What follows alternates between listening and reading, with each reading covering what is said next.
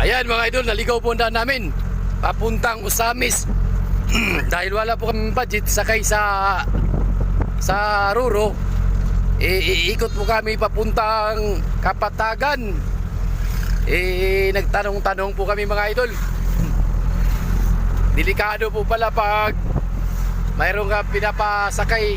Kunwari kung halimbawa kung may sasakay, di pala pwede pasakay at delikado pala yan banda.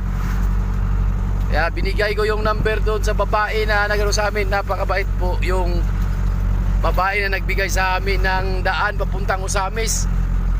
At medyo malayo-layo ang kabundukan ng Kapatagan at delikado daw. Kaya pag mayroon pumara, hindi daw dapat hintuan or magpasakay kasi delikado nga dyan. Nako, ano ba tong lugar na tinatahak? Tinatahak namin dalawang lugar, ano ba to?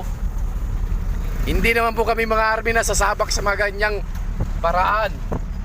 Dahil ang amin pong sahod ay kunti lang. Buti kung army kami, papasok kami sa mga ganyan.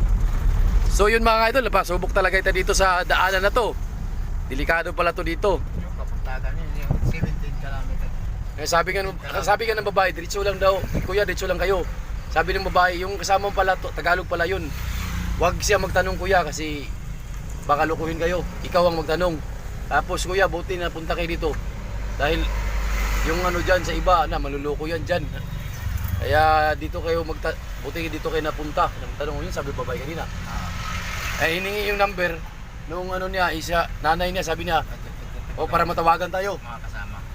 Matawagan tayo. Mangulit ito.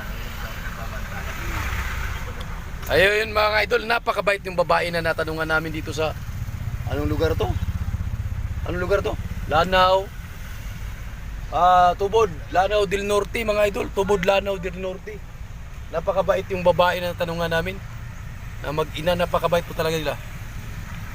At saka sabi nila, mag-ingat-ingat daw kami sa biyahe. Lalo na madilim dito sa bandang papuntang Lanao mga idol. Kaya ingat-ingat lang. Pag may pumara daw, huwag hintuan dahil marami daw mga tao dyan na alam nyo na. Ayan, malayo pa mga idol. Ito po yung mapa. Yan.